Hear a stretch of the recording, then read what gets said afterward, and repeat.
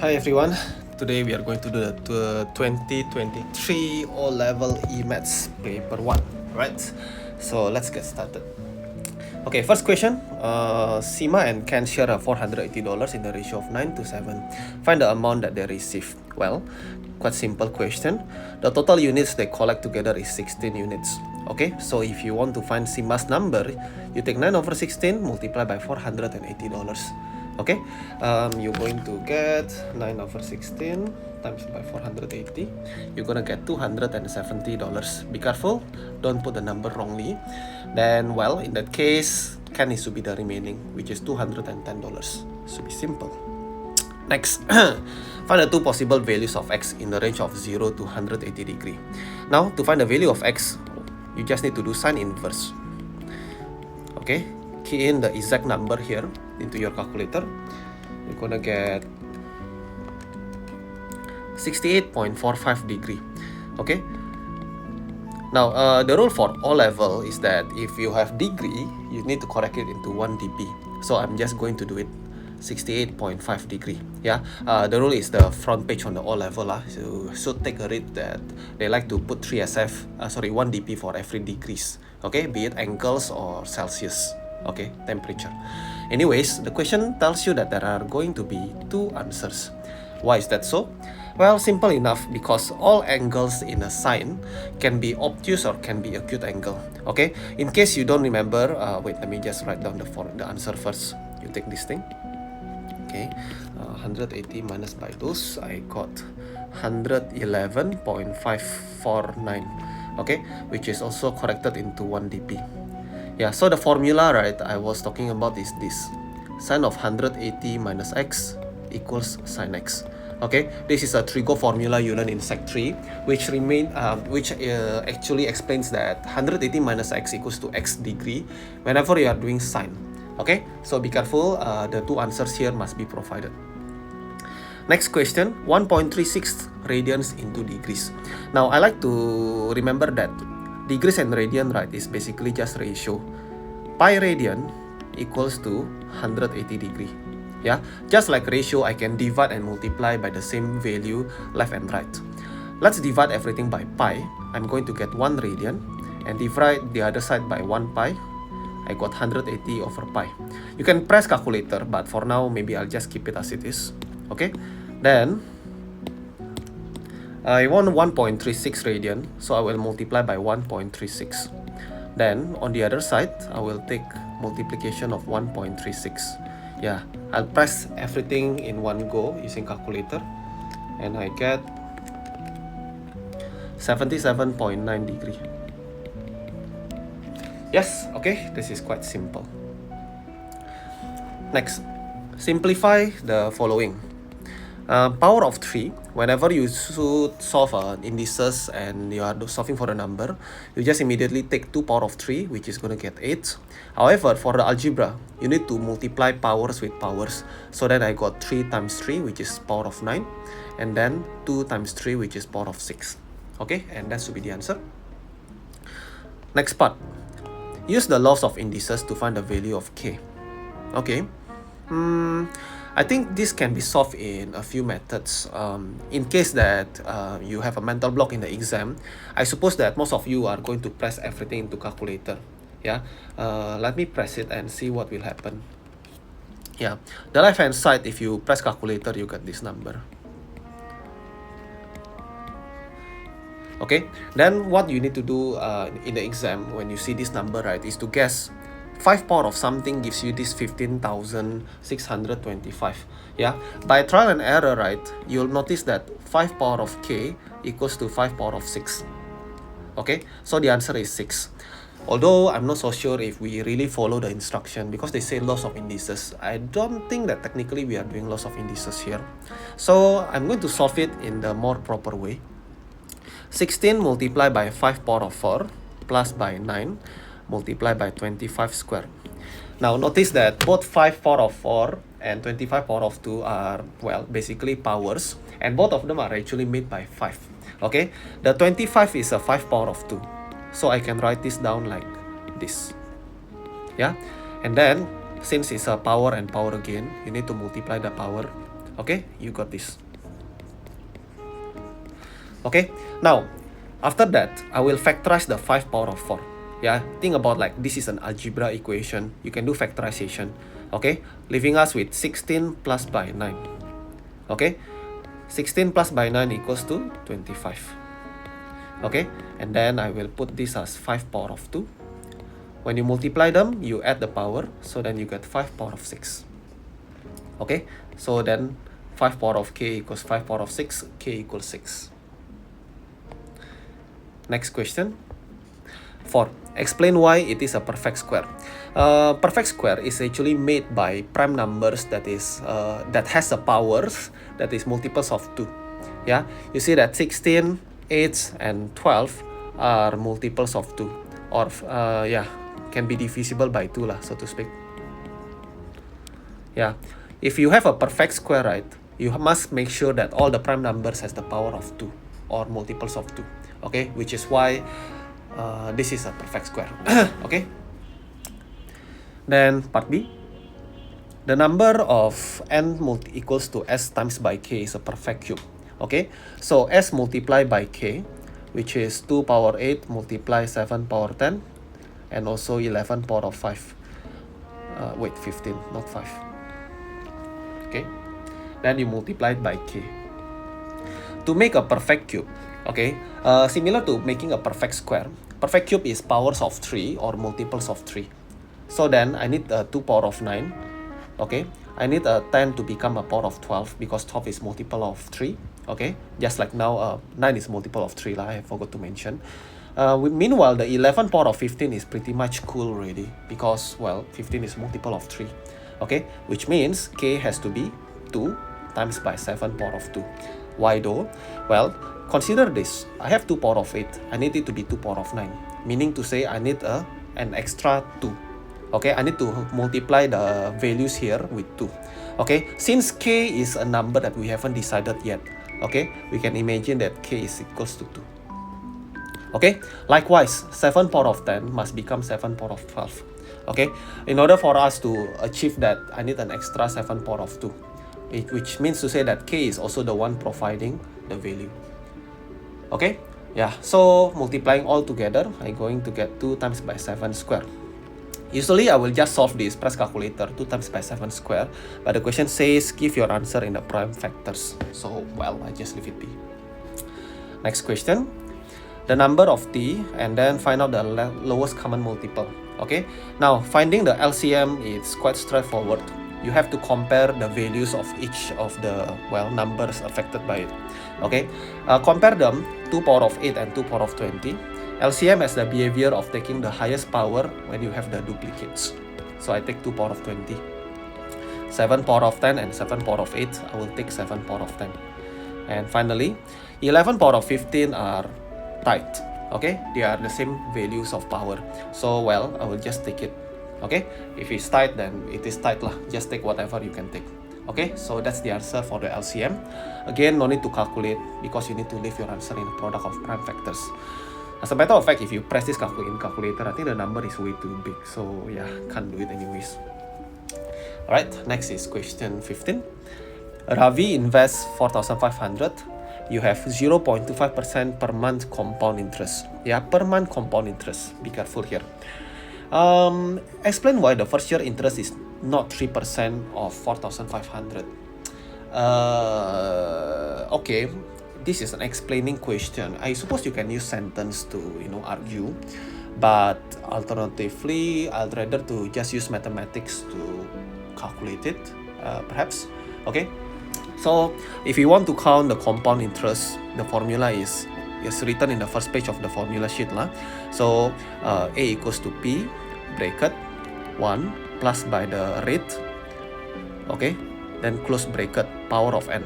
However, there is a little bit of adjustment that you need to consider. Okay, the question says per month. Okay, and this is about 1 year interest, right? Per year interest. Okay, well, you see here, in the case that you are doing it monthly, 1 year got 12 months. Okay, and you do the compounding every single month. Therefore, the interest rate, right? Wait a minute. Yeah, on the regular question here, right, I just realized this is a per month compound interest. So this percentage, right, is repeated every single month for 12 different times. Yeah, which means to say I'm just going to leave the percentage as it is, then I'm going to multiply it, power it by 12. Okay, because you compound it 12 different times in a year, so you are just going to get this way. Okay, be careful with this question lah, because usually, right, the sentence is a little bit different. Usually they will just say they will say something like 4% per year, okay, compounded monthly. Yeah, this is the common question that we see in the school exam and other O-level paper. Yeah, usually this is the sentence, which means to say that the 4% is promised for every 1 year, but then you need to compound it every month. Therefore, you take 4% divided by 12. But this question, pay attention that they just say 0.25% per month. They didn't say per year. Okay, so this 0.25% is given every single month. Okay, you compound it 12 different times. Okay, this percentage therefore no need to be divided by 12. Leave it as 0.25%. Okay, also 0.25 over 100 lah, whichever it is, you can just choose lah. Okay, yeah, so this is what you need to count, you need to do to calculate the compound interest, which is gonna be, okay, let me just press calculator.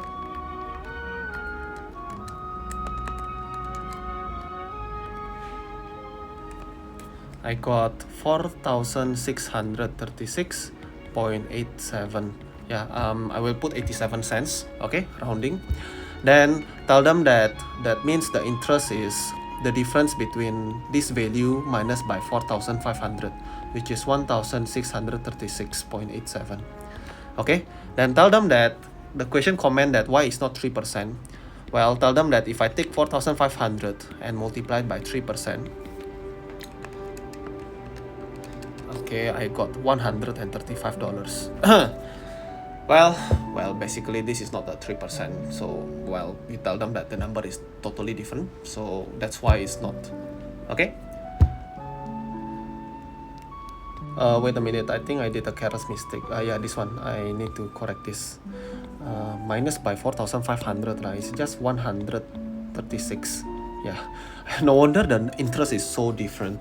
I misplaced the number. Anyways, anyway, still different, right? The interest. So, well, that's why. Yeah, meanwhile, for the next question, for the part B, this is exactly what we did in the part 1. So you can just copy and paste. Okay, this is the value of the investment after 12 months. Okay, yeah, be careful lah. This question is quite tricky, and I feel like most people will get it wrong. Okay, so yeah, be careful. Next question 6. Expression of this equivalent to that. Write down the value of A and B. Okay, this is a regular completing the square. When you do completing the square, you need to take x minus by half of 14. Okay, you can put 14 over 2. You can also put down 7. Okay, put bracket square. Yeah, and then you minus it by the same value square. Okay, the constant number. Plus by b. And then simplify it into this value minus by 49 plus by b. Okay, tell them this is exactly x plus a minus 25. Okay, by comparison, you can tell that a is negative 7. Okay, because if you pay attention, this is the bracket square and that is also the bracket square. Okay, we are just comparing the value, okay, in before and after you complete the square. Okay, and then likewise, you can also compare the negative 49 plus b being the constant number of negative 25. Okay, therefore negative 49 plus b equals negative 25. B is 24. Okay, next, the curve of y equals to blah blah blah is drawn. Write down the line of symmetry. Okay, they don't ask you to draw, right? They just say it is drawn, then find the line of symmetry. Okay, can tell them that the equation that you got was x minus 7 bracket square minus 25, yeah, minus 25. The line of symmetry is hiding inside the bracket. Okay, therefore x equals 7 is the line of symmetry. Okay, so some facts that you need to know about completing the square is that you get the line of symmetry. Okay, next is question 7. Adrian has 550 stamps in the collection. He increased the number by 18%. Find the number now. So it's just 550 multiplied by 118%. Okay, this is the most immediate answer lah. You got 649. Next, Mike collects postcards. 28%, 55%, the other 81 are from Asia. Find the number of postcards. Okay, so I will take 100% minus 28% minus by 55%. And that will be, let me check here, 100 minus by 28. Oh, wait a minute, I almost missed it. Of the remaining. Wow, I'm so careless. Okay, at least I noticed it before I continue. Then that will be 72%, right? Okay, this is the remaining after you count the Australia. The question comments of 55% of the remaining. So in case you remember again, back in primary, you do percentage of, fraction of, means you need to multiply. So you do that, multiply by 55%. That will be what? 72% times by 55%. I got 39.6%. Yeah, so this is Europe postcards. The question says that 81 of the postcards are from Asia. Okay, 81, where is that from? Take the 100% minus by the Australia portion minus by the Europe portion. Okay, by doing this you get the remaining, which is, well, by right is the Asia's postcard. Okay, 32.4%. Well, basically that means 32.4% is equivalent to 81 cards. Okay, I want to get 1%, so I will divide both sides by 32.4. I got 2.5 postcards. And then I will make it into 100% because I want to find the entire postcards. Times by 100, I get 250. That's the amount of the postcards you have. Alright, next question. Cumulative frequency. A group of 40 children visit a theme park. Use the diagram to estimate the median height of the children. Okay, you can see the total there are 40 children. The median should be the 20. So you trace the graph. Okay, then you just read carefully lah. Yeah, I think you can see the value is around here. Reading the graph, this should be 114. Okay, but then again, think about this is a cumulative frequency, right? Yeah, so that should be the value 114. Okay, there's some argument that's saying that, okay, you have 40 people, so you need to take the median as the divide by 2 is 20, right? So this should be 20 and 21%. Then you need to find the 21% how many, 20% how many, then you just need to sum them together, divide by 2. But then that is not for cumulative frequency table. You do that method if the question is telling you the height of each person, individual data, not a cumulative frequency. Okay, the difference of cumulative frequency is that you have range of number, range of height. You have 110 cm to 120 cm. Okay, we don't know specifically each of the person has a certain height. Do you know that 20% is what height? 21st person, 22nd person? No. In cumulative frequency, we are, well, as the name suggests, we are accumulating them. We are accumulating them into a range of numbers. So by right, in cumulative frequency, to find the median, right, you are just looking for the position of Q2. Okay, there is a Q1, Q2, and Q3, if you remember. So after you find the Q2, which is half of 40 people, 20 people, okay, look at the frequency of 20, you trace it down and you check the x-axis, you're gonna get to land at this number 114. Okay, so there is no need to take 20 and 21%. Okay, yeah, anyways, the interquartile range of the heights. Okay, interquartile range is Q3 minus by Q1. Q3 is the 75% of 40 people. Okay, and that will be 30. Okay, so look at the frequency for the 30. You land at 125 on the x-axis. Likewise, you need to find Q1, which is 25%. That will be 10%. Okay, look at the frequency of 10, trace it there, you are getting 116. Alright, so you take 125 minus by 106. My bad, it's 106. Okay, so then I got 19. Yeah. To be allowed on a particular ride of the theme park, children must be at a minimum height of h centimeter. Only 15 are not allowed. Okay, meaning to say that this is the low 15. Okay, so the lowest 15 of the frequency are not allowed to ride. Okay, find the value of the minimum height. So low 15, take a look at the data. Low 15 is here. Okay, so if I trace it, I will get into this, which is just beside the 110 cm, which is 109 cm. Okay, so the limit is that anyone that is below 109 cm are not allowed to ride. Hey, wait a minute, I think I did another careless mistakes.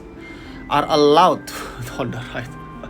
I was wondering, okay, this one I realized it because of my personal experience, because 109 cm is super short. Okay, I'm sorry if I offend any of you, but what I mean is that 109 cm is too short to actually allow to ride the park. What is it? Roller coaster. Yeah, I'm thinking about roller coaster. They say 15 of them are allowed, so this is the high 15. Okay, so only the top 15 students are allowed to ride. Children are allowed. Okay, so meaning to say that we are not looking from the 15 here. Okay, we are looking from the highest 15. Okay, so that means all the way until here. Okay, maybe I just put it into highlighter. Yeah, so this is the 15 tallest children. Okay, from the data. Okay, yeah, these are the people that are allowed to ride the roller coaster or whatever the ride is it. Okay, then you go to refer to the x-axis, you're gonna get 121. Okay, so that means only 121 cm and above are able to ride the roller coaster. Yeah, anyone lower than that are not allowed. This is the reason why only the top 15 of the children are able to ride the particular ride. Okay, 121 cm. Okay, limit minimum height requirement. Next, the information on the cumulative frequency diagram is shown in this table. Okay, calculate the estimate of the mean height of the children. Okay, to find the mean height, it's quite simple. You just find the middle number of each of these. For example, 90 to 100, the middle number is 95. Okay, you can also take 100 plus by 90 and divide by 2. Okay, likewise for the rest of them. Okay, just find the middle number. Now, frequently asked question about this is that my student asks, why do I take 90 plus by 100 divided by 2? Because I see the inequality is 90 lesser than h lesser than or equals to 100. So the argument is that I cannot take 90, I should take 91 cm. Yeah, greater than 90 cm. So I should have taken this divided by 2. Okay, well, the answer is this is cumulative frequency. Okay, my argument is that yes, it is supposed to be greater than 90 cm, but think about this sentence, greater than 90 cm. Numbers are unlimitedly vast. Okay, there are so many options, you can get more than 90 cm. Meaning to say, if the student's height, the children's height is 90.00000000001 cm, well, it's actually more than 90 cm, right? And this number is practically super close to 90 cm. And is it supposed to be calculated? Yes, it is supposed to be. Why would we choose 91 cm knowing that it's more than 90 cm? Yes, 91 cm is eligible. But why do we pick 90 cm? We can as well just take 90.0000001 cm. Right? Okay, this is the reason why whenever you are doing cumulative frequency and you are looking for the inequality, right, you shouldn't stress it too much that you need to take 91 cm. No, you take 90 cm, it's actually fine. Yeah, because of the reason that I just mentioned. Okay, numbers are so many decimals, right? Yeah, you don't have to be strictly more than 90 cm then you pick 91. No, just take 90, it's alright. Okay, anyways, do the same thing for everything. Okay, for example, the first one is 95, right? Okay, there are 3 people who are having average of 95 cm, so you take 95 multiplied by 3. add them with 105 cm with 13 people, add them with 115 cm with 8 people, and so on and so forth. Okay, divided by 40 people. Okay, then you just press the calculator. Okay, I got the number as 116. Okay, I have calculated it prior. Anyway, this is just an estimate. Okay, so corrected to 3SF also. Next question, find the estimate of the standard deviation. Okay, standard deviation formula is, I like to call it like something, let's put a star on it, minus by the mean square. Okay, the mean square is basically what we got earlier. Okay, the value lah. Alright, the value of the mean, right, I prefer to use the exact value, as exact as possible lah. Okay, what I got earlier when I put into 5SF, right, the mean was 115.75. Okay, so I prefer to use the as exact as possible. Okay, to, you know, just to be safe. And then what is that star that I put down there? Actually there is a proper way to write it down. Okay, I wouldn't draw a star in the exam paper, to be honest, but I just, you know, want to make it easier to look at. Okay, and I'm just explaining to you all, so I just use a star. How to solve this? Okay, what is this figure? Now this figure is basically the same like how you do the mean, 95 times by 3, 105 multiplied by 13, blah blah blah, all the way until the end, which is 135 times by 6. Oh yeah, I need to put it down here lah. Okay, however, divided by 40 also. However, the main difference is that all of these numbers must be powered by 2. The value of the height, okay, not the frequency lah, not the number of people lah. The value of the height is squared, every single one of them. Okay, then you just press calculator. You do the same way. Okay, that's the value of the star. Okay, input the number, minus by the mean power of 2, and then square root them all. Okay, you're gonna get somewhere around 12.1 cm standard deviation. Okay. Next question. I prefer green color. Anha travels from Singapore to France and she wants to exchange the money. Can. Right, there's a rate. Find the exchange rate. Okay, sure. This is also quite a simple question because it's just ratio. Yeah, this is the dollar. I need to change the Singapore dollar. I like to make this into 1 Singapore dollar first. Okay, meaning to say I will divide by 1.5953. Okay, do the same on the other side. The other side here is the euro money. So you take 1 divided by 1.5953. I got 0.6268. Okay, I will still use the calculator value because the decimal was pretty bad. Then the question wants me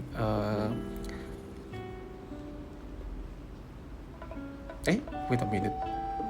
The question asks you to find the exchange rate in Singapore lah.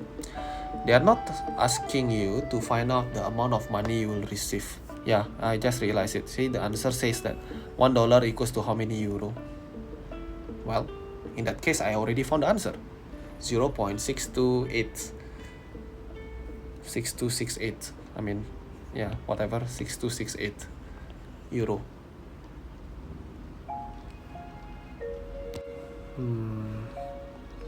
I think I read the question wrongly again. I missed this sentence here.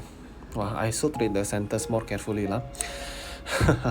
Okay, I shouldn't put this answer then. Okay, let me correct this. She would receive €1 more if she changed the money in Singapore instead. Okay, the exchange rate in France. So yeah, okay. Now, what am I going to do for this question? Well, first of all, I'm going to find out how much money she will receive first lah. So I'm going to continue my working in the earlier part. I will multiply this into 780 Singapore dollar. Okay, and I also do the same thing, multiply by 780. I got 488.94. Okay, I rounded into the 94 cents. Okay, so this is the amount of euro that she will get if she change the money in euro in France. Okay, but then question says that if she does it in Singapore, right, she will get 1 more euro. Yeah, she will get 1 more euro in Singapore, meaning to say that in SG, right, okay, for the euro series shift will be for 700 SGD, 780 SGD, she will get 489.94 euro. Yeah. Okay, so then the question continues. Give your answer, exchange rate of Singapore. Okay, they already provide $1 here on the answer page. Okay, answer space. So then I will get 1 by dividing it with 780. And you should do the same on the left hand side. Press calculator. And I got 0.626. Oh, wait a minute. I forgot to plus by 1 just now. Yeah, so I got 0.62681. Okay. How many SF do I need to put here? This number is irrational. You know, I just follow the requirement in the O-level page lah. The question says in the first page of O-level to put your number in 3SF if the number is not exact, irrational number, for example. By right, I should put 62681 blah blah blah lah, but put 3SF, then I will should be just giving out 0.628. Okay? Yeah, O-level rules, so I'm just following the rules. Okay, anyways, question 10. A is the point, B is another point. Find the gradient of the line AB. Okay, can. Gradient is y minus by y, x minus by x. Okay, yeah, I think it should be this simple. Then I will cross multiply. 3 multiply there, the denominator there. I got 3q minus 9 equals p minus negative 2 is p plus 2 lah. Yeah, multiply by 1, so nothing happened to it. The question asks you to find p in terms of q. Okay, so that means I will move the 2 away, keep the p as the subject. P equals 3q minus 11. Yeah. Alright, next is write as a single fraction. Okay, quite simple. I just need to have the same denominator like this, multiply the other with 4a minus 1. Now they have the common denominator, bracket and bracket.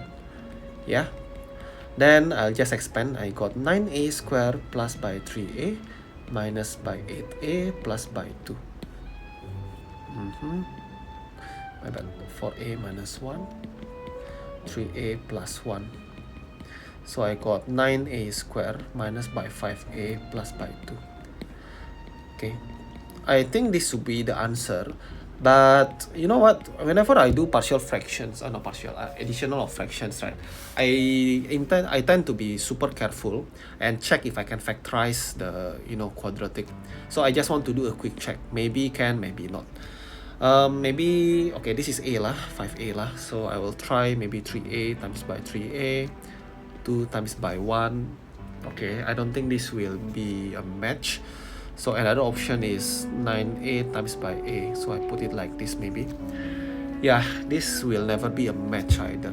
Okay, that's a good thing. Meaning to say I don't need to factorize it. If somehow it can be factorized, I will factorize it. Okay, and then I may be able to cancel with the denominator's factor. Okay, but since nothing happened here, so I just leave it like that. Okay, next x, just a factorized question. I will factorize the x and also the y. Open bracket, x power of 2 plus y power of 2. Yeah, just like that. Part 2. This is grouping factorization. Okay, I will usually group them side by side, meaning I will group the first 2 and the last 2. Okay, but if doesn't work, then I need to redo the factorization lah. It's more like a trial and error, but if you have a good sense of factorization, maybe it will be easier for you. So take out the 5c, I'll get 3d minus by 2e. Take out the 4d. Okay, so then the 12 becomes 3d, the 8 becomes 2e. Yeah, then check out. This is the same bracket. Okay, meaning to say that the factorization is successful. You can continue and finalize it into this plus by that. Alrighty. Hey, wait, why do I put a plus? My mind is sometimes blank this time around. Yeah, it should be bracket and bracket. Okay, please don't do what I did just now. Very careless. Okay, anyways, next is expand and simplify. Okay, so I do the rainbow. 2 times 5, I got 10 x squared. Then 2 times 2, 4ax with a minus, plus by 15ax, minus by 6a squared. Okay, then you can simplify the two numbers in the middle into 11. And done. Next question, probability.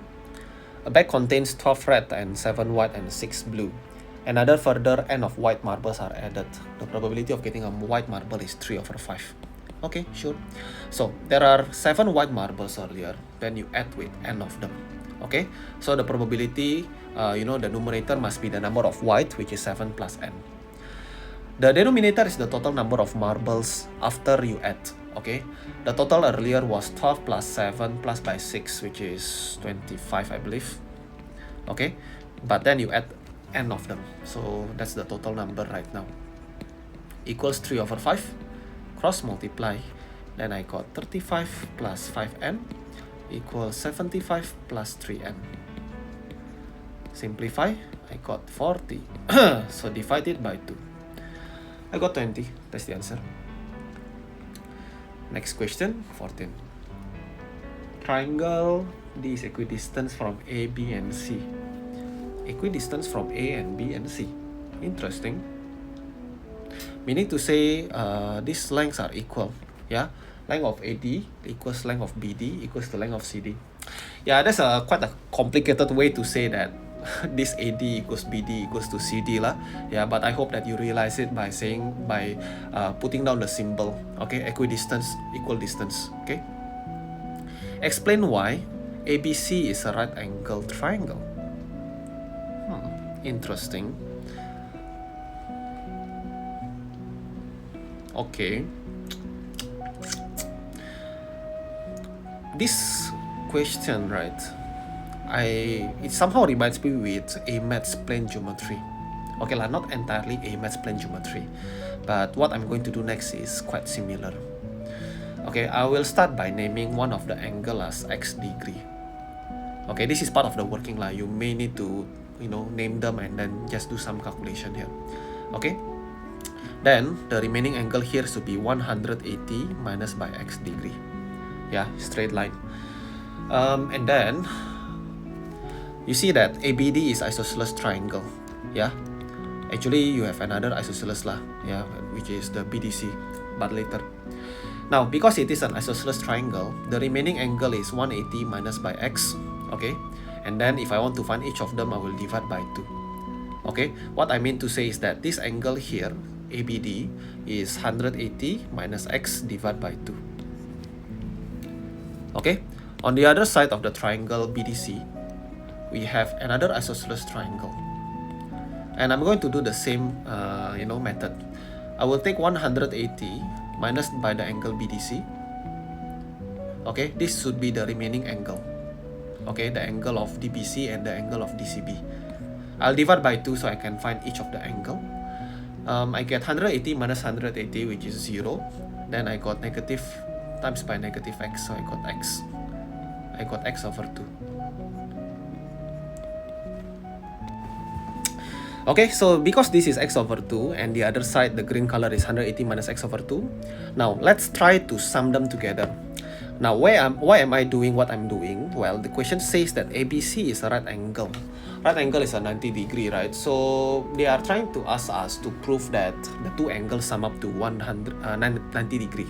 Did I say 180? Yeah, right angle is 90 degree, you know that. Okay, so I will sum together plus by x over 2. Then if you sum together, you're gonna get 180 minus x plus x over 2. Yeah, then I got 180 divided by 2 because the x cancel each other. I have 90 degree. And thus I have proven that it is 90 degree. Yeah, this question is quite unexpected. I have never seen this before in the previous O level or even in the prelim papers in the schools.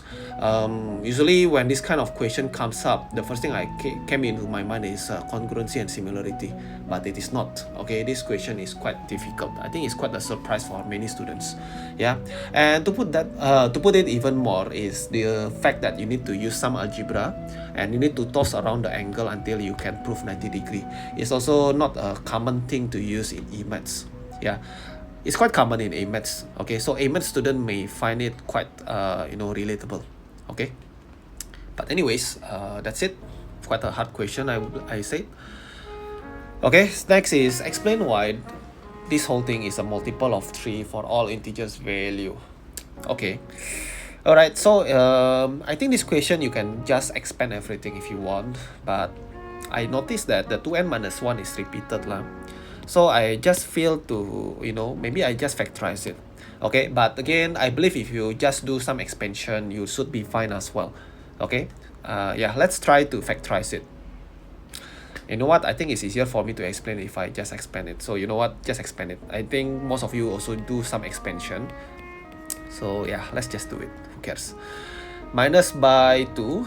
Okay, these 2, I will just keep it first. I'm going to expand the 2 brackets.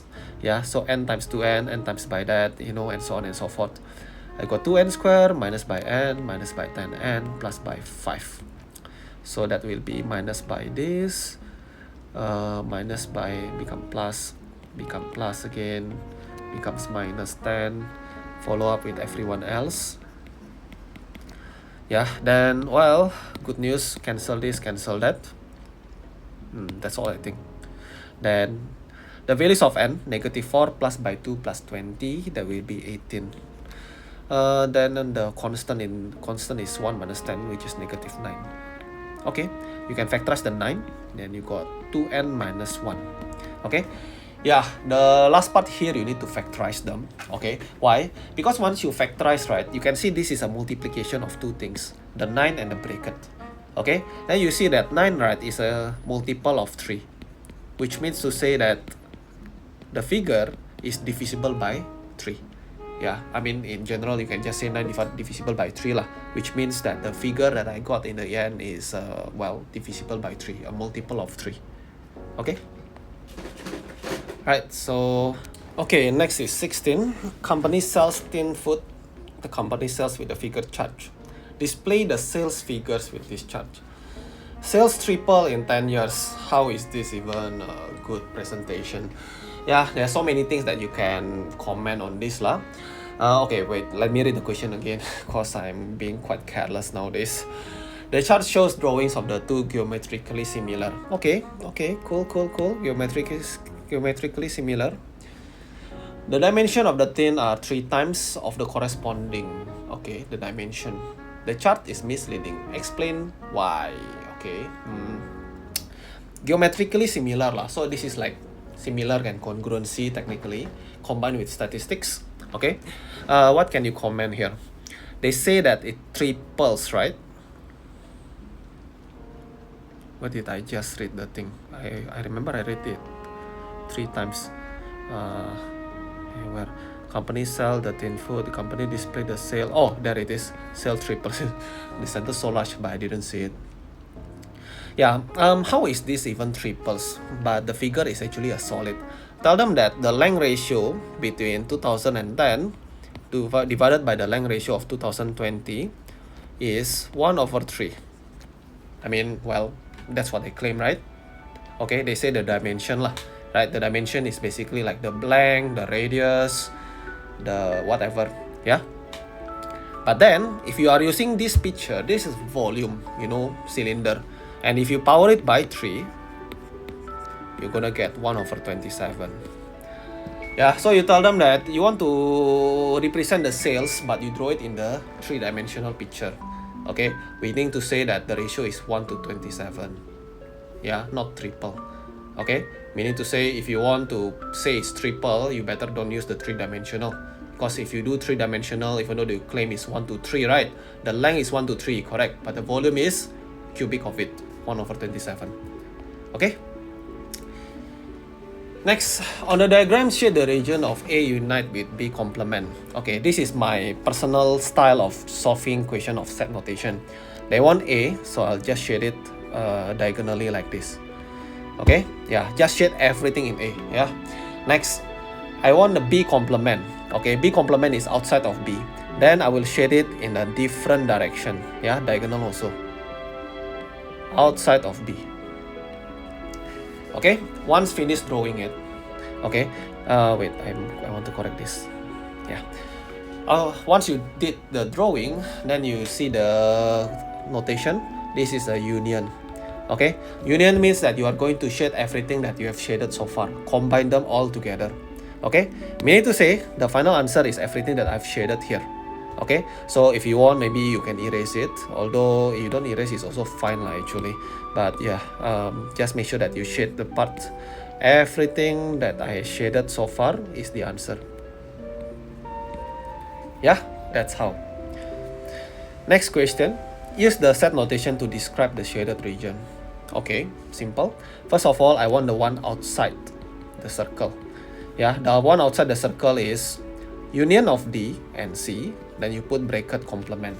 Yeah, I use the fact that complement means that the opposite. So I unite them, then I complement it. That's how I can get everything outside. And then I want to find out the intersection part of the picture. Okay, the shaded area in the middle. This is a simple C intersect D. Okay, what I need to do now is just to put union in the middle of these two brackets. And that's the answer. Yeah, union is combine the two areas, right? That's why I just find the area one by one. Then I just sum them together, put the union. Okay, next is question 18. This looks quite difficult too. So let's read it. The diagram A shows a sealed container with water. B is a container also, but this is the cross section. The height of water is D, the radius is R, H 20, 10 cm. Okay, cool. The radius of the base of the cone is 10 cm. Okay, they already mentioned it. Show that the depth of the water, that is the value of D as 20 minus by 2R. Okay, this question is about similar triangle. Okay, this is just my experience lah. Not so common, okay, in E-maths, but I see this question quite regularly in E-maths, the rate of change topic. Yeah, but again, this is just my own experience lah. It doesn't mean that you have to know that to know how to solve this lah. Basically, you can tell that there are two similar triangle. Okay, let me color it. First is this red color one. Okay, then next is the green color, which is the entire right angle triangle. Yeah, I think you can see it quite clearly, right? Okay, so what is the ratio between them? Because they are similar triangle. Oh yeah, do you need to use similarity to prove it? I don't need. It's only 1 mark question. I don't think it's worth the mark. Yeah, honestly. So let's do the base of the triangle, the red color to the green color. Okay, the small to the large. The ratio is R to 10. Equals the height of the small and the big triangle, which is H over 20. Yeah. Alright, then you cross multiply this. I got 20R equals 10H. Then divide by 2, divide by 10, I think. I got H as 2R. Okay. So, if I want to find the depth of the water, I will take 20 minus by H. Okay, with the value of H found as 2R, yeah, I substitute the value. Okay, H equals 2R, I substitute into it. Hence, I can prove D equals 20 minus 2R. Next, the volume of the water of the cone is equal to the volume of the empty space. Okay, cool, the empty space, huh? So, you know what? Let's draw the empty space. Okay, what's the criteria? The height of the empty space is... wait a minute. I typo here. This one is D. Yeah. The height of the empty space is H. Then the radius is R. Then the container.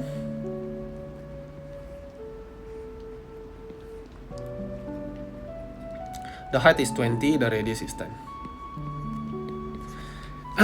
So, I'm going to find a volume between the two things. Okay, this is the space, this is the container.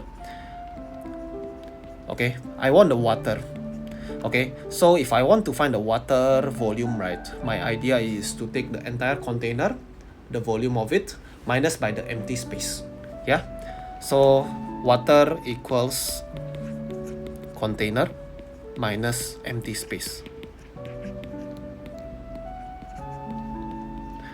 which is equals to 1/3 pi r square h minus by the space.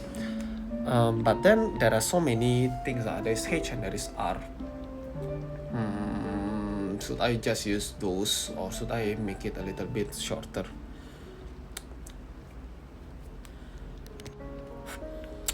For now I cannot decide, so I just put r square h.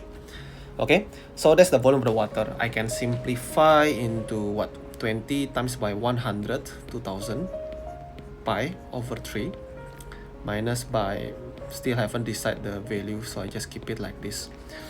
The question says that the volume of the water is equal to the volume of the empty space. Interesting. The empty space is the weird thing, the pi r square h over 3. Yeah, so yeah, because they say that the water equals to the empty space, so equals to pi r square h, right, over 3. Yeah, then to make it easier for me, I will multiply the equation by 3. So I got 2000 pi minus by pi r square h equals to pi r square h. Move them to the other side, so I got 2 of pi r square h. Yeah, algebra. Okay, like this. And then I cancel the pi. Pam, pam. I can also divide by 2, So yeah, I got 1000 equals r square h. Again, I don't know what to do with r square and h yet. Let's look at the question again. They want to calculate the value of d. Maybe that is the reason why. They tell me that d is 20 minus 2r, right, from the previous.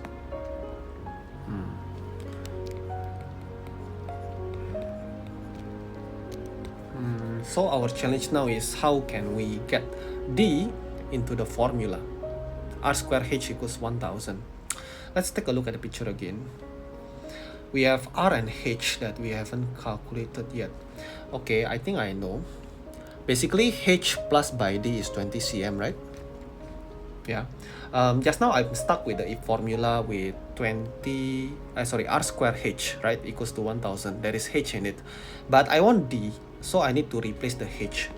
So since I know that h plus d is 20, I can then tell that h is 20 minus d, right? Yeah, this is our key to finish the question. Why my pencil not working suddenly?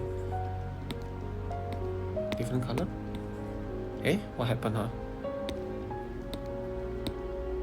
Wow, I cannot highlight it. For some reason, the highlighter suddenly, that's working.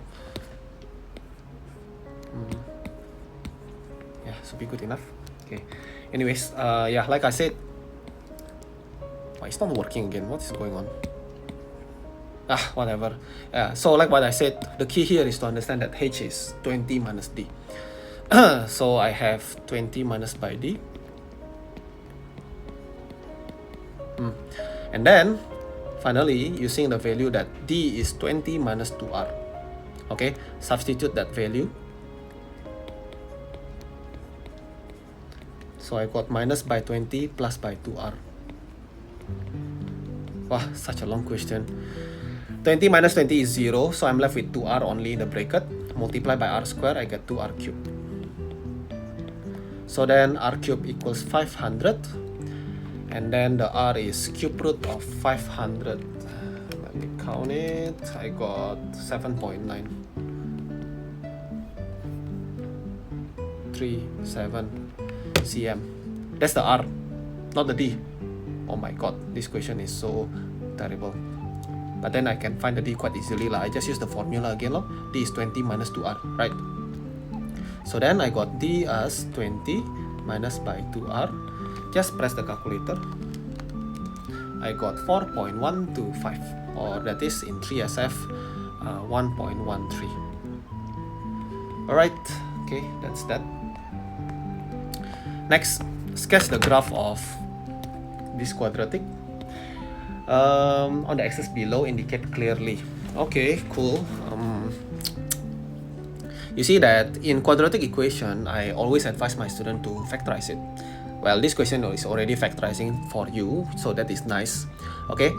Okay, wait, let me use a different color so that the color doesn't mix up. Okay, I will say that I want to find the x-axis intercept. Okay, let y equals 0. So then I got 0 equals negative, bracket and bracket.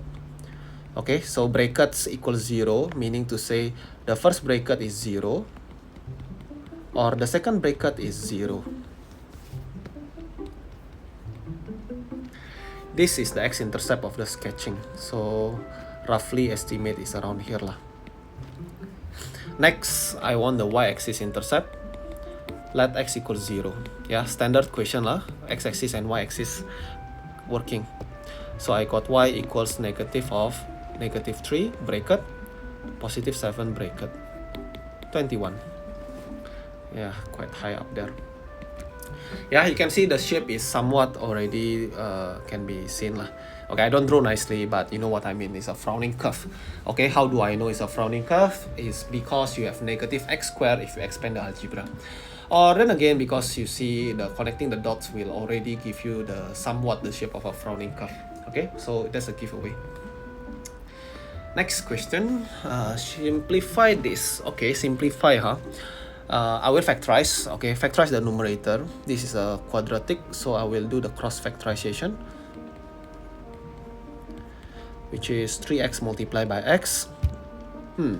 16, I will try 4 maybe. Yeah, so multiply and multiply.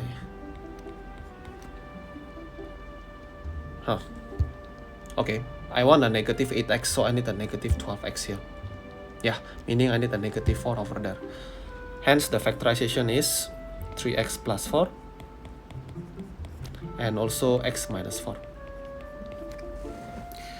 For the denominator, I can expand it also and then factorize again later. But for most of you, I should remind you that you can factorize this immediately using the a square minus by b square method. Yeah, because you see 2x plus 1 bracket square minus by x plus 3 bracket square. So you factorize it into 2x plus 1 plus by x plus by 3. Then 2x plus 1 minus x minus 3. Yeah, simplified into 3x plus 4 and x minus 2. Okay. Yeah, 3x plus 4, x minus 2. And I cancel them. Bam. So I have x minus 4 over x plus 2. Sorry, minus 2. Yeah. Okay, that's the answer. Next question. A shop sells groundnuts and walnuts in a bag. A bag of groundnuts is 25.8 grams protein, fat, and carbohydrate. The cost is $1.60. Bag of walnuts, blah blah blah. They already give you the matrix. Namita buys 4 bags of the ground and 3 bags of walnuts. Then Shen is buying 5 and 2. The information of what they buy is that 4352 matrix. Okay, then the question asks you find BA. Okay, so multiplying matrix, simple, but you know, just be careful when you multiply. Okay, let me write the matrix first. 25.8, 49.2, 16.1, x value 68.5, and also 4.2. Yeah, this is a 2 times 2 matrix. This is 2 rows and 3 columns, so 2 times 3 matrix, meaning to say the result should be the first digit and the last digit. So the result is a 2 times 3 matrix, okay, which is a long one. Okay, so multiplying, how do I multiply it? Now, remember, to multiply the matrix, right, you need to be aware of the row and the column. So I will take row 1 multiplied by column 1 to get the first position. Okay, so I take 4 multiplied by 25.8 plus by 3 multiplied by x. Yeah, position 1, row 1, column 1. Next, to get the second one, I will take row 1, column 2. Yeah, so the second position, row 1, column 2 is no space lah, so I put above here like this, plus by 3 multiplied by 68.5. You know what, I don't have space, so I'll just press calculator.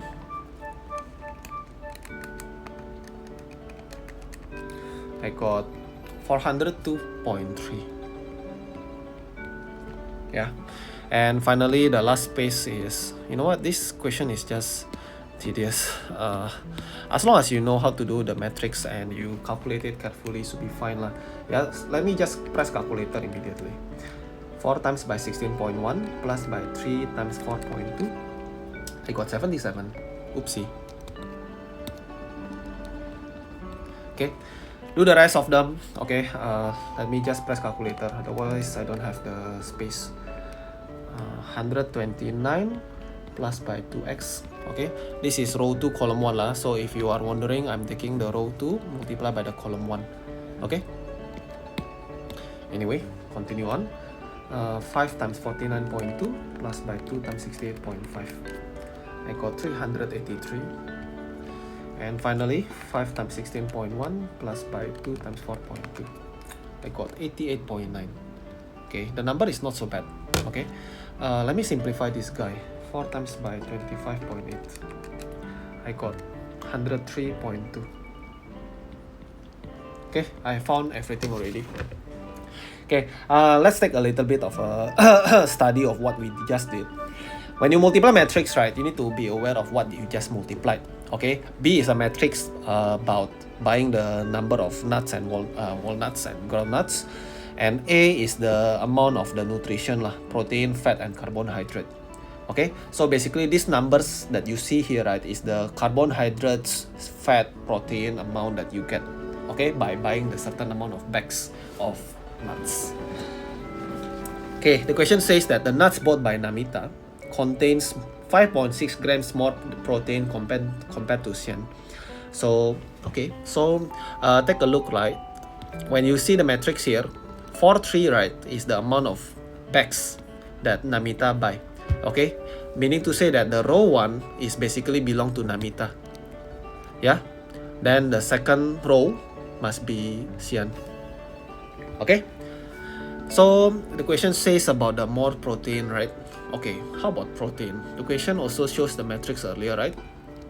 Protein is what they mentioned here, 25.8, and also X grams of protein.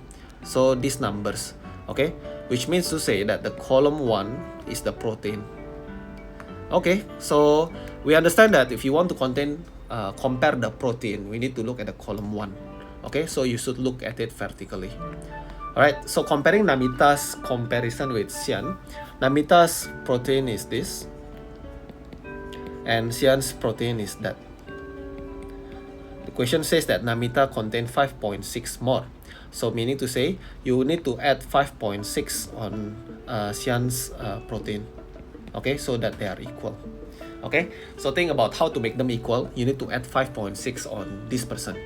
Okay, simplify, move the x together, I got this, and the rest of them I just press calculator. I got 237.8. Oh wait, I pressed wrongly, it should be minus. I got 31.4. Okay, the elements of the matrix M, where M equals to BD, represent the total cost of money. Okay, write down the matrix of D. Okay, so B is the matrix that we found just now, 4352. This is a 2 times 2 matrix. So if I want to multiply with matrix D, it must be starting with the 2 rows. Okay, matrix D represent the price, yeah, because they tell you that after you multiply them, the result is a total cost bought by Namita and Xian. Okay, well, we found the price just now that we haven't applied yet. Where is it? Oh, there it is, 160 and 280. Okay, so I'm going to put 160 and 280, and I'm going to put it like this. Yeah, therefore I will put a 2 times 1 matrix. Okay, so that's the answer. 1.6 and 2.8 matrix, 2 rows 1 column. Okay, next question 22. Wow, it's quite a long one, huh? The diagram shows 2 rectangles A and B. The dimension are blah blah blah. The 2 rectangles have equal area. Okay, quite simple. I just multiply the area of A equate to the area of B. 12x squared minus 3xy equals 6x squared plus by 4xy. Put them together. They want y in terms of x, right? So let's clean up. I'll put them everything together on the same side for now. So I got 6x squared minus 3xy minus 4xy. That's what I do. Okay, now I want the y too. I want the y in terms of x. So I will isolate the y. Okay, move them to the other side, divide the 7x away. Okay, simplify, cancel the x. Okay, you're gonna get cancel this and cancel that. You are left with y equals 6x over 7. Next, the perimeter of B is 16 cm more. Find the value of x. Perimeter, huh? Okay, so the perimeter of B is double the length, double the breadth lah. You're gonna get 4x and then 6x plus 4y, which is 10x plus 4y. Okay, that's the perimeter. For A, double the breadth and length, 6x plus 8x minus 2y, 14x minus 2y. Yeah, 16 cm more for B. So, well, in the case, let me write down both of them. 10x plus 4y for B, 14x minus 2y for A. If you want them to be equal, you better put an extra 16 on the rectangle A. Yeah, that's how equation works. Yeah, you can simplify this. Put them together on the same side, I think. Move the 14x, so I got 10 minus 4. Move negative 2y, I got 6y. 16 here. Since I have y equals 6x over 7, I will just put down the value like this. Okay. Yeah, simplify this. I got 8 over 7. Okay, divide the 8 over 7. I got 14. Tada! Done. Next, 23. ABC, triangle, length 63, 95, blah blah blah. Okay, quite clear. Find the bearing of B from C. B from C. So I need to go like this. Then I need to rotate. Pew! Like this. I want a better one. Okay. Then what they want? Bearing, huh? Okay. Now in bearings, right, the most common formula that I notice is the letter U, the interior angle formula. You learn it all the way back from primary. Okay, so I'll utilize it because you see this is the letter U. Okay, NBCN. Okay, let's call it N also. N is for the north, so I can put it multiple times. Okay, so I have 60 degree, I have 64 degree. If I add together, I get 124 here, meaning to say the other side's angle is 180 minus 124, which is 56 degree. Hence, the bearing that I want is 360 minus by 56 degree, 304 degree. Next, find the distance of AC. This is just a cosine rule. So I take AC square equals 63 square plus 95 square minus 2 multiplied by 63 and also 95 and also cosine 64. Yeah, this is just a calculator work. But then again, this is AC square lah, so don't forget to square root it.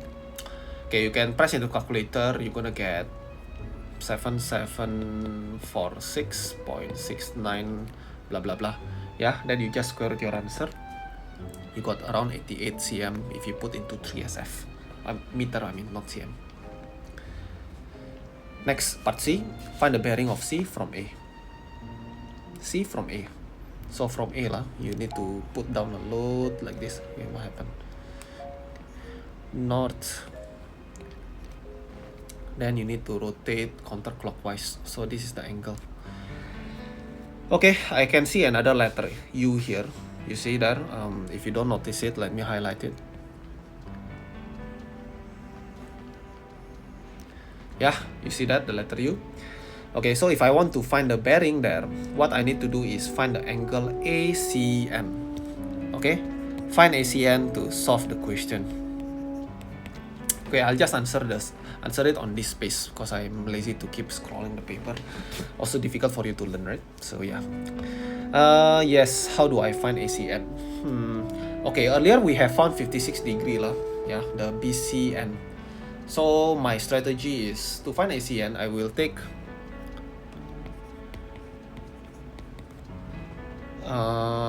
56 degree minus by ACB. So I need to find the angle ACB. I think I'll just use sine rule. Okay, I will take 63 over sine ACB equals to length of AC, which is what we found earlier, 88. Okay, approximately lah, 3SF over sine 64. Okay, let's just press calculator. I got 97.908, so I just put 91 lah, equals to this. Cross multiply, get sine ACB as 63 divided by that. I got 0.643. So that angle ACB must be sine inverse. I got 40.05 degree. Okay, that is 40.5. So then I can find the ACN already lah. So 56 minus by the said angle. I got 15.95. Okay, that's the angle ACN. 15.95. So by using the letter U, okay, I take 180 minus by 15.95. Yeah, again, to find the angle ACN, right, you take 180 minus by AC. No, not the ACN. I mean, what am I saying? The bearing of NAC. I take 180 minus by ACN. I got 164. If you correct into 1 dp, is 164.0. Yeah, again, the degrees answer need to put in 1 dp. That's what I did.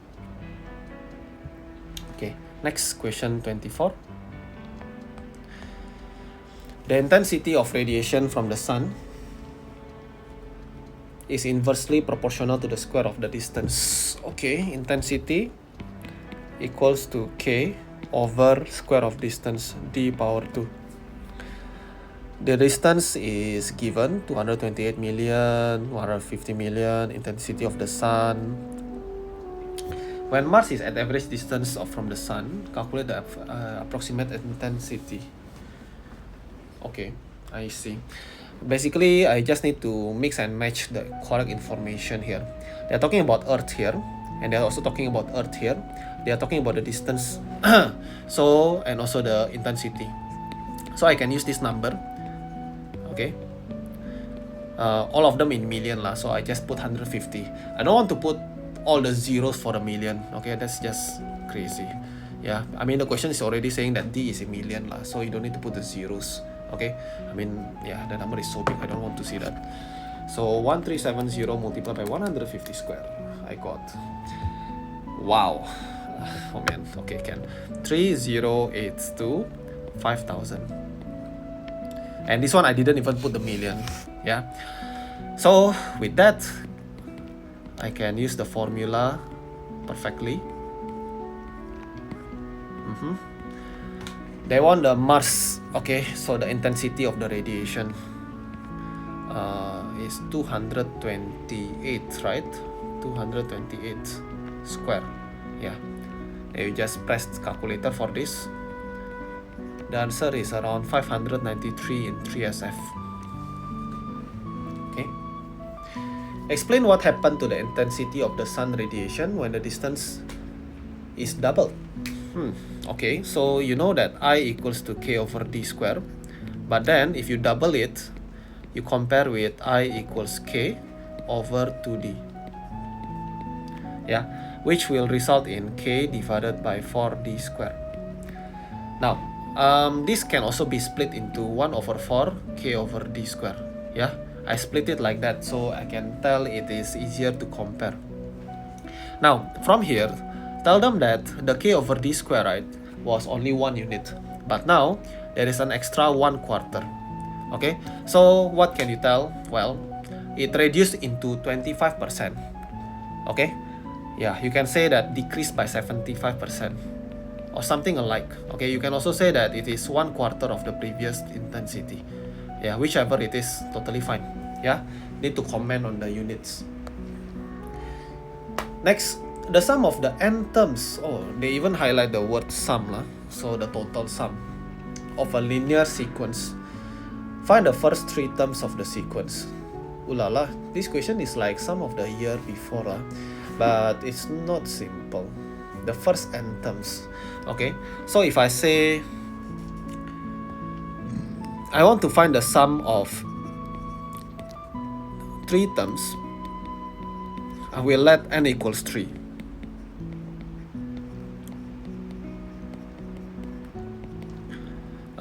You're gonna get what? 15, 16, 8, 24. Okay, how about of 2 terms? If I want to sum them together, half 2, 10 plus 1, so I got 11. And then if I want to just sum the first term, so I get half times by 1 times by 5 plus 1, I got 3.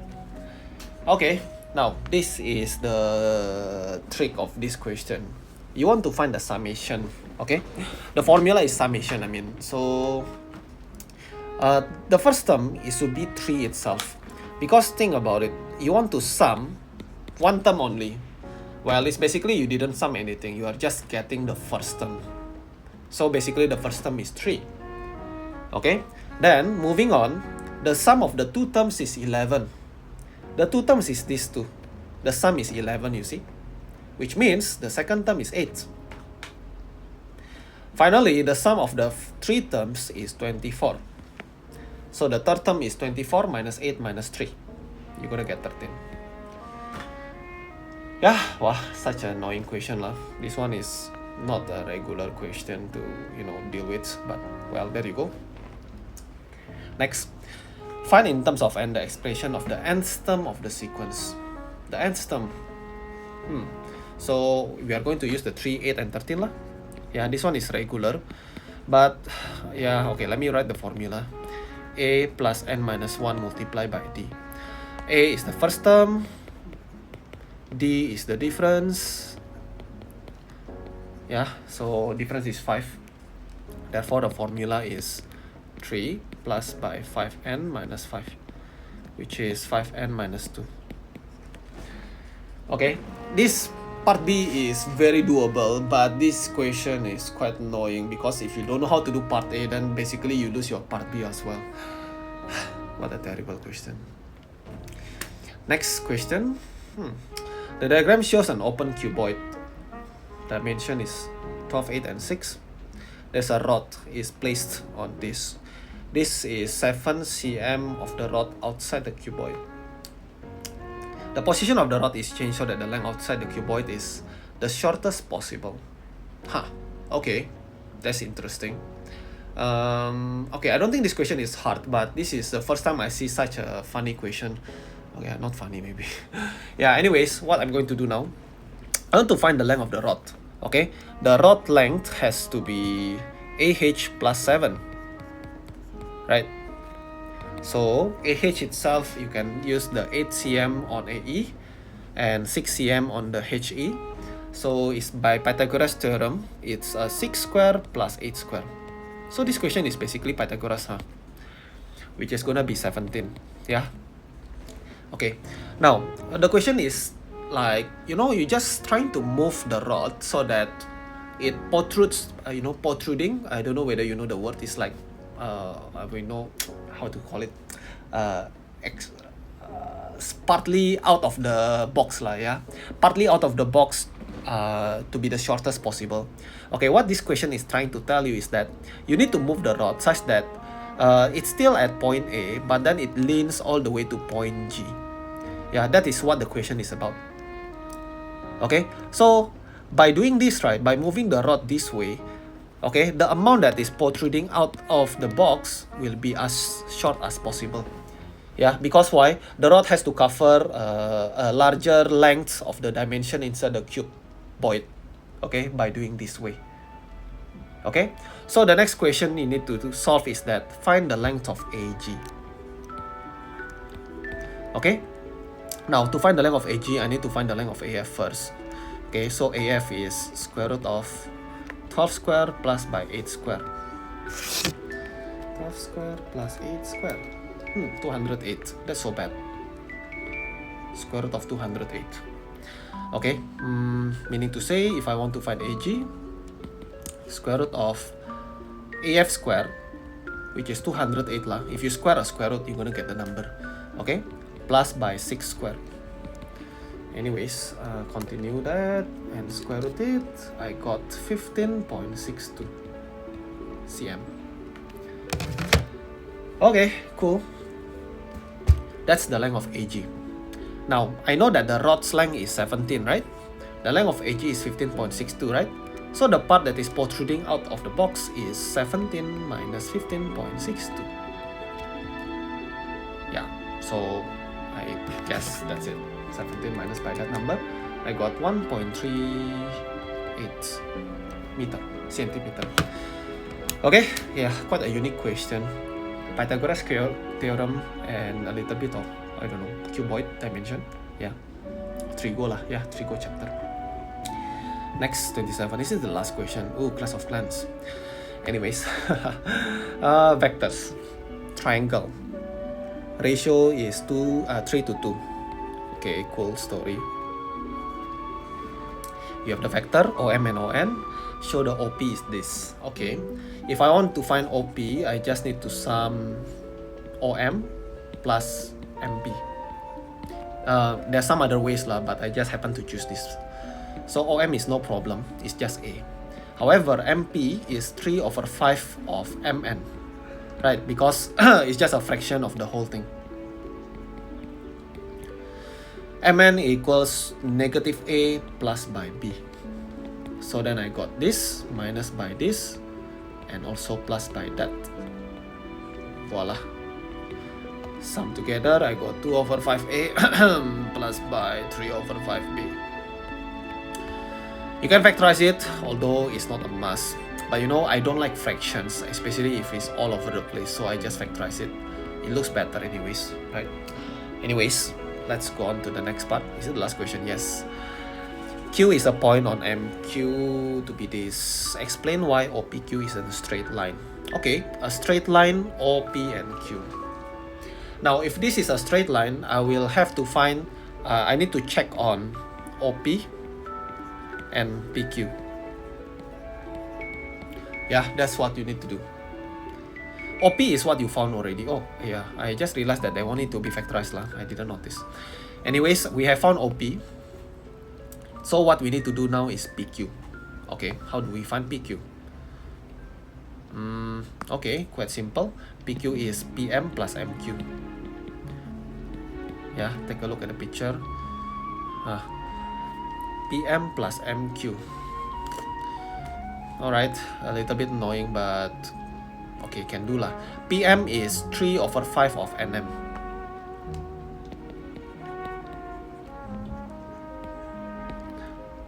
Plus by MQ. I don't want to write the MQ yet. Okay, it's given already lah, but I don't want to write so many things. Yeah, then NM itself, if you take a look, NM equals to NO plus OM.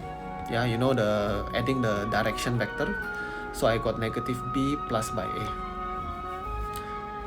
Okay, that is NM, so I just need to put it down. Negative B plus A, or that is A minus B, plus by MQ. Yeah. Expand and simplify. 3 over 5A and 1 over 5A, I got this. 3 over 5B and 9 over 5B. Negative 3 over 5, by the way. So you're gonna get 6 over 5. Again, I will factorize the 1 over 5. So I got 4A plus 6B. And 4 and 6 can take out the 2 also lah. Factorize it. I get 2A plus 3B. Okay, that is PQ. Now, just now the OP that we found was this guy. 1 over 5. 2A plus 3B. Okay. Now, what do we do next? Tell them about OP and PQ. They contain the same vector. Vector 2A plus 3B. Yeah, the deal is that when you have vectors and they are the same vector, it's just like a multiple. The multiplication is different, 1 over 5 and 2 over 5. But then the vector component is exactly the same, 2A plus 3B, 2A plus 3B. In a vector form, preferably. Okay, you can actually then comment that these two vectors are, parallel. Okay, so the key is about the parallel vector. Okay, you can say that vector PQ, right, is twice of OP. Yeah, because the fraction is 2 over 5 and 1 over 5. PQ is double the length. Okay, so the vector are double and also parallel. Okay, but that's not the end. Okay, the question asks you to explain why it's a straight line. So on top of them being a straight line, okay, both vectors PQ and OP contain the same point P. Okay, what's the deal with that? Well, you see, if you have two vectors that is parallel and they contain the same point P, okay, that means the vectors are collinear. Okay, collinear means to say that, imagine this lah, okay, I draw PQ like this, okay, this is PQ, okay, let's say this is the Q, this is the P lah, whatever, okay, and then OP is going to be continuation of it. Yeah, this is O. Yeah, so in the end, they are all connected. You don't need to draw it, okay? You just need to explain to them about these two are parallel, okay? Because you see the multiple twice, and then these two contain the same point. Yeah, so this parallel and collinear. Okay, guys, that's the end of paper 1. My take for this paper is actually, how to say, it's more tiring than the rest of the paper 1 that I've done in the past few years. I feel this is maybe the hardest paper 1 I've done in the 2023 paper. Yeah, some unique question like this Pythagoras theorem. This one, sequence question, never seen it before. Okay, trigo is quite basic. This is quite basic. Matrix is nothing wrong. This is okay. Okay, this one is slightly tricky but not that difficult in my opinion. This one is easy. This one is okay. This one is fine. This one is quite tricky. Yeah, it's quite unexpected. Yeah, then I think it's pretty alright. Yeah, you can see my explanation for each of the question lah. Yeah, in my opinion, it's not that simple, this paper. Okay, but maybe this is how they set the standard from 2023 onwards. Okay. Yeah, please let me know if you spot any careless mistake. My mind is pretty blank today. I don't know, I keep making some careless mistake. Maybe I didn't spot 1 or 2. Or maybe you have something that you want to check on me. Let me know on the comment below. Okay, that's all for today. Bye-bye.